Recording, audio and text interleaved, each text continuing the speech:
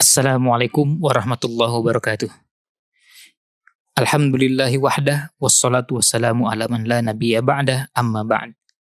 Jamaah sekalian rahimakumullah. Alhamdulillah di kesempatan hari Ahad ini kita kembali dipertemukan oleh Allah Subhanahu wa taala dalam kajian rutin Ahad pagi di Masjid Kampus UGM. Kita patut bersyukur bahwa sampai dengan penghujung bulan Syawal, ini adalah hari Ahad terakhir di bulan Syawal, Allah masih memberikan kesempatan pada kita untuk memperbanyak amal, untuk tetap melakukan kebaikan-kebaikan. Mudah-mudahan ini adalah salah satu cara Allah SWT menambah peluang kebaikan untuk kita yang seharusnya kita manfaatkan dengan sebaik-baiknya. Jamaah sekalian rahimakumullah, pada kesempatan di hari ini kita akan melanjutkan bahasan tafsir surat Al-Fatih. Surat ke-48 di juz 26. Pada hari Ahad pekan lalu, pembahasan surat ini sudah dimulai dengan pembahasan tentang pengantar surat Al-Fatih, yang pada saat itu sempat kita sampaikan berkaitan penamaannya, kemudian Madaniyah, Makkiyahnya, bahwa ini surat Makkiyah, lalu jumlah ayatnya. Setelah itu kita sempat bahas juga munasabah atau hubungan kesesuaian antara apa yang ada di surat ini dengan yang terdapat di surat sebelumnya, yaitu surat Muhammad. Nah, itu secara garis besar ulasan pada pembahasan hari Ahad yang lalu. Selanjutnya kita akan bahas surat Al-Fatih ini. Kita akan mulai dengan menjelaskan kandungan secara umum yang terdapat dalam surat Al-Fatih. Pada pembahasan sebelumnya telah kita sampaikan bahwa surat ini adalah surat Madaniyah.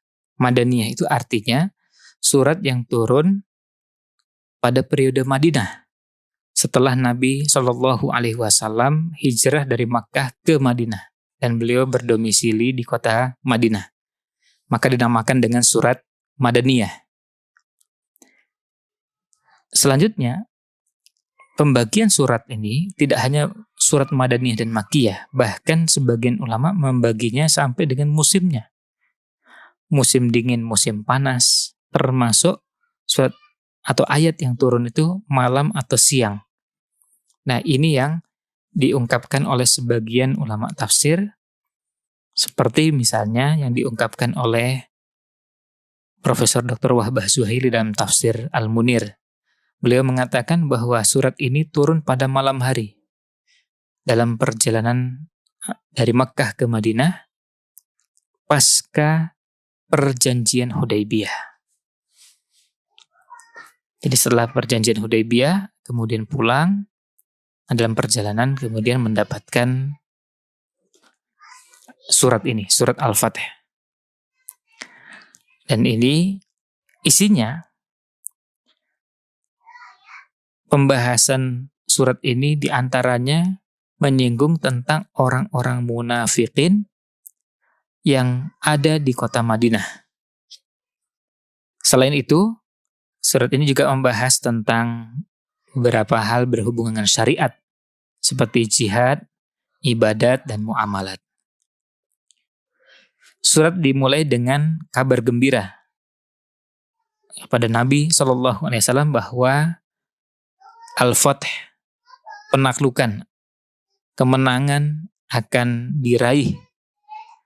Sekaligus juga Islam akan tersebar pasca Fathu Makkah, yang Sulhul Hudaybiyah atau perjanjian Hudaybiyah yang terjadi antara Nabi SAW dan orang-orang musyrikin Quraisy pada tahun ke-6 Hijriah merupakan pembuka atau awal yang baik untuk penaklukan tersebut. Selain kemenangan yang didapatkan kaum muslimin dalam perang Khaybar. Sehingga apa yang nampak terlihat seakan-akan tidak menyenangkan, ternyata mengandung hikmah yang luar biasa ketika di balik itu ada hikmah yang sangat besar, yaitu kemenangan demi kemenangan, lalu tersebarnya Islam bukan cuma di Mekah, bukan cuma di Madinah, tapi di berbagai wilayah di Jazirah Arab dan terus berkembang. Selanjutnya, Allah Subhanahu wa taala menyampaikan janjinya yang pasti akan terwujud bagi orang beriman, kemudian ancaman bagi orang kafir dan munafikin. Lalu surat ini juga menjelaskan tugas Nabi Shallallahu Alaihi Wasallam sebagai saksi atas umatnya dan seluruh makhluk pada hari kiamat. Beliau berperan sebagai basyiron wa nadhira, sebagai pemberi kabar gembira sekaligus juga pemberi peringatan, agar mereka beriman kepada Allah dan kepada Rasul-Nya Shallallahu Alaihi Wasallam serta menolong Rasulullah Shallallahu Alaihi Wasallam dalam menegakkan agama ini. Setelah itu Allah menyebutkan tentang Bai'atur Ridwan. Ya. Bai'atur Ridwan yang terjadi di bawah pohon di Hudaybiyah, tahta syajarah. Menjelaskan tentang bai'at mereka. Lalu Allah catat dan Allah berikan janji bagi mereka kemenangan di dunia dan di akhirat. Ini berupa surga yang Allah janjikan.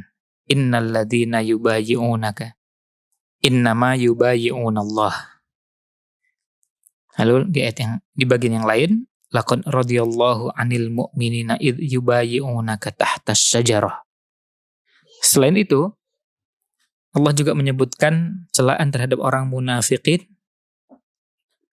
dari wilayah Aslam, Juhainah, Muzainah, Ghifar, yang mereka pada saat Hudaybiyah mereka tidak ikut hadir bersama Rasulullah Sallallahu Alaihi Wasallam.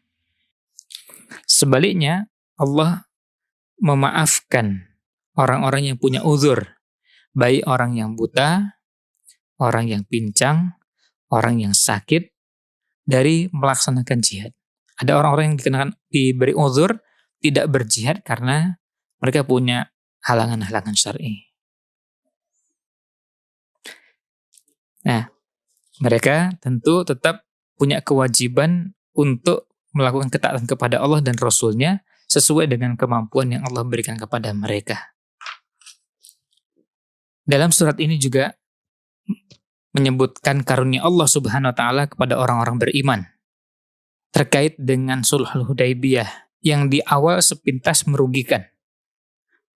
Dan kalau kita baca dalam Sirah Nabawiyah, kita tentu kenali bagaimana sebagian sahabat ada yang awalnya merasa keberatan atau kecewa dengan putusan yang ada, namun ketika itu menjadi ketetapan Rasulullah SAW, ternyata mengandung hikmah yang luar biasa. Ketika dalam perjanjian mereka tidak berkenan membubuhkan tulisan basmalah pada awal naskah perjanjian atau sulh, kemudian juga mereka enggan menuliskan Muhammad Rasulullah. Nah, beberapa isi yang juga bagi mereka jelas tidak adil dan merugikan. Namun ternyata di balik itu banyak kebaikan yang Allah berikan dan kita ketahui setelah itu. Bagaimana kabar gembira bahwa mereka mendapatkan seperti mimpi yang dilihat oleh Nabi Shallallahu Alaihi Wasallam, bahwa mereka akan masuk Masjidil Haram, masuk Makkah aminin mutmainin. Mereka akan masuk Makkah dengan aman, dengan tentram, dengan tenang. Dan itu benar-benar terjadi setahun kemudian.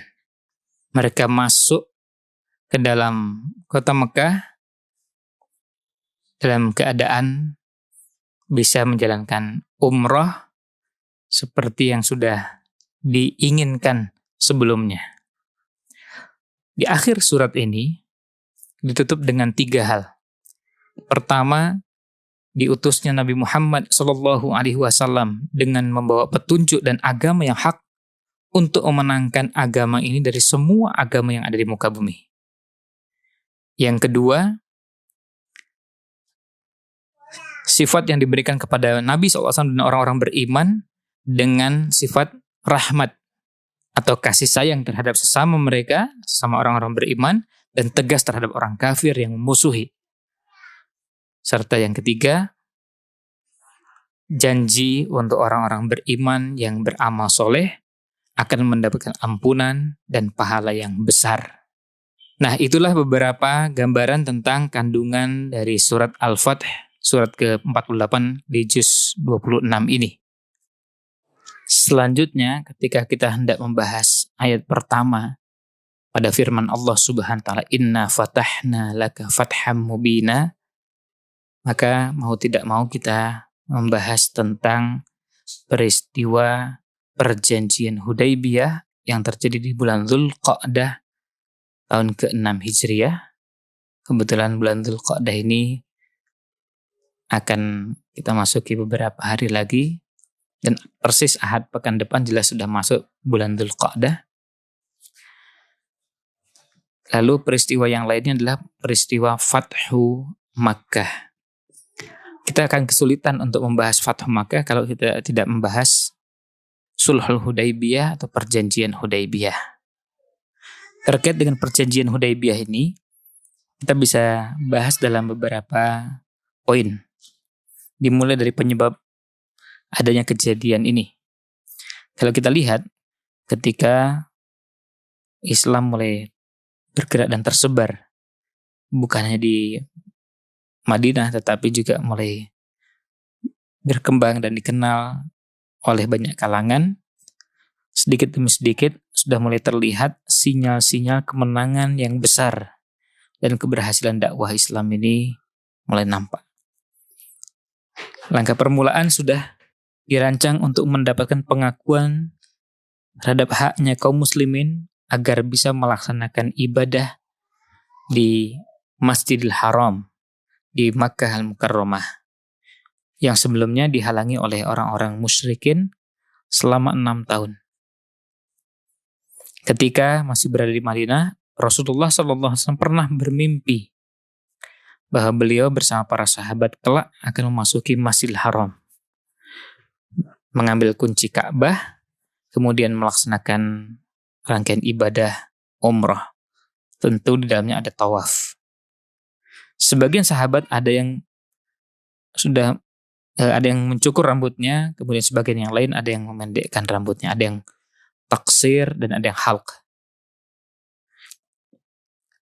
Beliau menyampaikan mimpinya ini kepada para sahabat dan mereka tampak senang. Menurut perkiraan, pada tahun itu mereka akan memasuki Makkah. Tidak lama kemudian, beliau mengumumkan hendak melaksanakan umrah.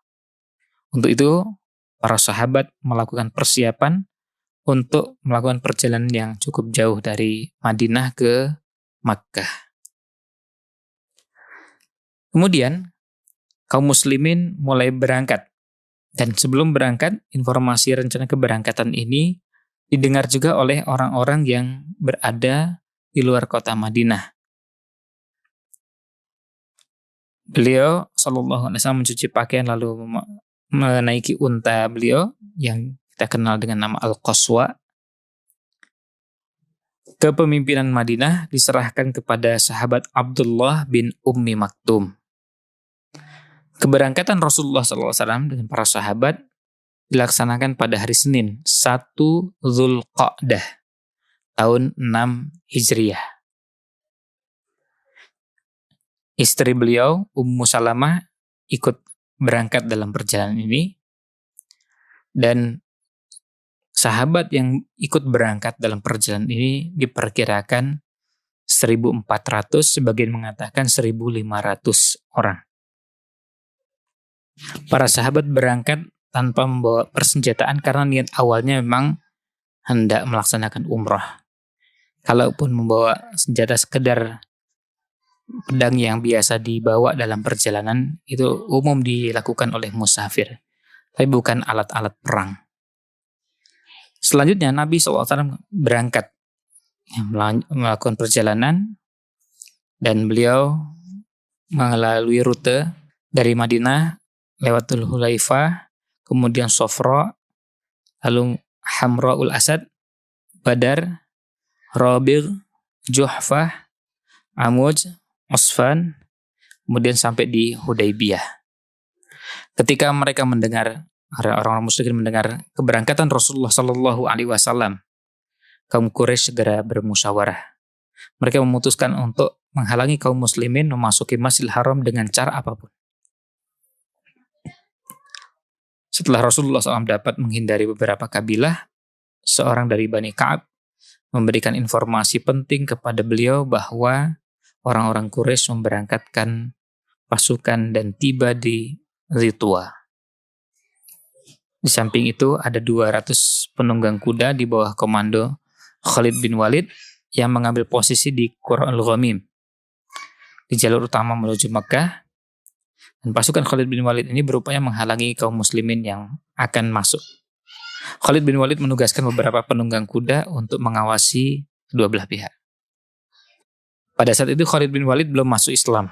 Kemudian Khalid bin Walid melihat kaum muslimin sedang mendirikan salat duhur. Lalu ia berkata, mereka, maksudnya kaum muslimin, pasti lengah. Andaikan kita menyerang mereka secara serentak atau sekaligus, tentu kita bisa mengalahkan mereka. Khalid bin Walid memutuskan untuk menyerang kaum muslimin saat melaksanakan salat asar. Namun Allah menurunkan hukum salat khauf, sehingga kesempatan itu pun hilang dari tangan Khalid bin Walid dan pasukan Quraisy. Rasulullah SAW mengambil jalur yang sulit dan berat. Dia tidak menggunakan jalur yang biasa dilewati oleh orang yang berangkat dari Madinah ke Mekah, misalnya lewat Tan'im, yang jamaah umrah atau jamaah haji kalau berangkat dari Madinah ke Mekah biasa akan melalui rute tersebut, akan kenal dengan daerah tersebut. Dan kalau sekarang ada masjid yang dikenal dengan Masjid Tan'im. Masjid aslinya namanya Masjid Aisyah. Nah, ketika Khalid bin Walid dan pasukannya melihat kepulan debu yang ditinggalkan oleh kaum muslimin, artinya dia mulai sadar bahwa kaum muslimin telah lolos. Khalid bin Walid dengan pasukannya segera kembali ke Mekah dan mengingatkan orang-orang Quraisy. Sementara Rasulullah SAW dan para sahabatnya kemudian sampai di Saniyatul Muror. Unta beliau menderum, dan kemudian orang-orang mengatakan biarkan beristirahat sebentar. Singkat cerita, Rasulullah SAW langsung mengingatkan kepada mereka bahwa Al-Qaswa tidak menderum dengan kehendaknya sendiri, tapi dia ditahan oleh malaikat yang dulu pernah menahan pasukan gajah. Kemudian beliau bersabda, demi zat yang diriku ada di tangannya, jika mereka meminta kepadaku satu rencana untuk menghormati apa yang telah disucikan Allah, tentu aku akan memberikannya. Setelah itu Nabi SAW melanjutkan perjalanan, dan Qaswa berjalan terus sampai beliau tiba di ujung Hudaybiyah. Dia mulai memasuki awal dari Hudaybiyah, tiba di sana di sebuah semacam sumur yang terdapat air tapi cuma sedikit.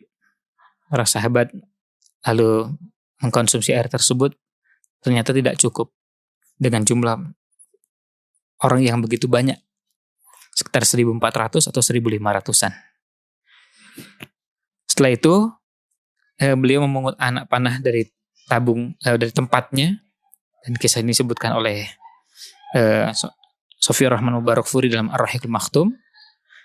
Kemudian ditancapkan di dalam kolam tersebut dan akhirnya memancarkan air yang deras. Lalu mereka pun kemudian bisa mengkonsumsi air tersebut dengan leluasa. Ketika beliau sudah berada di situ dan mulai merasa tenang, tiba-tiba muncul Budail bin Warqa al-Khuzai dan beberapa orang dari Bani Khuza'ah.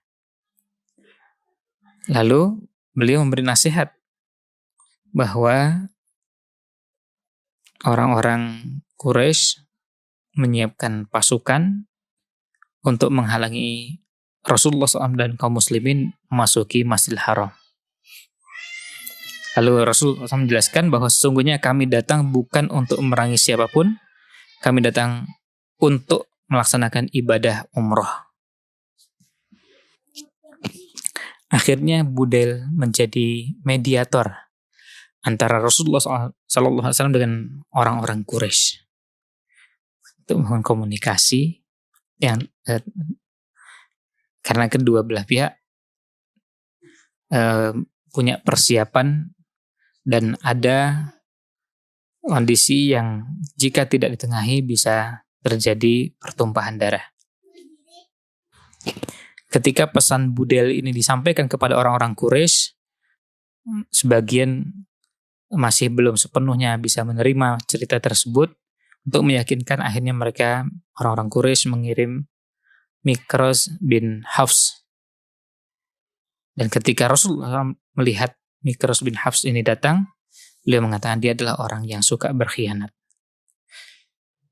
Mikros datang dan kemudian Nabi SAW menyampaikan persis seperti yang disampaikan kepada Budail untuk disampaikan kepada orang-orang Quraisy.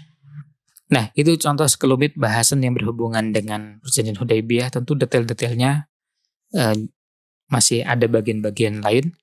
Tapi kita bisa lihat di awal perjalanan tersebut, yang terjadi adalah murni bahwa kaum muslimin akan melaksanakan ibadah umroh, dan orang musyrikin dengan kebencian yang sangat kuat terhadap kaum muslimin, mereka tidak mengizinkan orang Islam untuk datang ke kota Mekah melaksanakan ibadah umroh. Dan murni kebencian yang ada dalam diri mereka itulah yang menyebabkan mereka tidak mengizinkan. Jadi bukan persoalan bahwa Masjidil Haram adalah tempat yang suci atau Mekah tempat yang suci, sebab selain kaum muslimin diizinkan untuk masuk, tapi kaum muslimin, Rasulullah SAW dan para sahabatnya tidak diizinkan masuk. Bagi jamaah sekalian yang ingin mendalami ulasan yang berkaitan dengan perjanjian Hudaybiyah, kemudian Fathu Makkah, ada buku-buku sirah nabawiyah yang bisa dijadikan rujukan, dari mulai buku yang ringkas sampai buku yang ulasannya agak panjang lebar. Tapi paling tidak ulasan yang akan kita singgung dalam tafsir surat Al-Fatih ini, kita akan coba sajikan ulasan yang ringkas, paling tidak beberapa poin pentingnya bisa tersampaikan, dan gambaran tentang peristiwanya bisa sedikit kita tangkap sehingga kita bisa dapatkan gambaran awal atau gambaran global tentang perjanjian Hudaybiyah. Kemudian nanti ada Fathu Makkah dan ada beberapa peristiwa lainnya. Seperti telah kita sampaikan sebelumnya, bahwa orang-orang musyrikin bertekad untuk menghalangi Rasulullah SAW dan para sahabat yang akan masuk ke kota Mekah, akan memasuki Masjidil Haram. Mereka menyiapkan kekuatannya, bahkan melibatkan berbagai kabilah untuk menghalangi kaum muslimin. Nah, ketika itu Rasulullah SAW mengirim Utsman bin Affan ke tengah-tengah orang Quraisy, menyampaikan maksud kedatangan Nabi SAW dan para sahabatnya. Tidak ada tujuan lain selain untuk umroh, bukan untuk berperang. Singkat cerita, kemudian Rasulullah SAW mendapatkan berita bahwa Utsman bin Affan telah dibunuh. Kemudian beliau mengumpulkan kaum muslimin untuk berbaiat. Mereka berkumpul di bawah pohon Ar-Ridwan, Syajaratul Ridwan. Lalu mereka berbaiat untuk siap berperang dan mereka tidak akan lari. Maka kemudian bai'atnya dinamakan bai'atus syajarah atau bai'atur ridwan. Sahabat Salamah bin Al-Aqwa menuturkan bahwa kami membaiat Rasulullah SAW untuk tidak lari dari medan perang. Jadi pilihannya kalau tidak menang atau menaklukkan Mekah, pilihan keduanya adalah mati syahid. Ternyata hal tersebut menggentarkan orang-orang musyrikin, lalu mereka mengutus orang, kemudian mengadakan perundingan. Dan ternyata berita wafatnya Utsman bin Affan tersebut tidak benar. Allah Subhanahu wa taala telah menurunkan ayat terkait dengan baiat ini dalam firman-Nya, laqad radiyallahu 'anil mu'minina id yubayyi'unaka tahta asy-syajarah. Surat Al-Fath ayat 18. Dan sulh atau perjanjian inilah yang merupakan Al-Fath, yang merupakan kemenangan. Setelah Rasul sallallahu alaihi wasallam kembali ke kota Madinah, Allah memberikan kemenangan kepada kaum muslimin dengan menaklukkan Khaybar. Dalam perjanjian ini, orang-orang Quraisy mengirim Suhail bin Amr untuk menjadi mediator perjanjian antara orang Quraisy dengan kaum muslimin. Rasulullah SAW ketika melihat itu, beliau bersabda, mereka ingin mengadakan perjanjian. Ketika mereka mengutus orang ini, maksudnya Suhail bin Amr. Lalu, singkat cerita, terjadilah perjanjian, kesepakatan.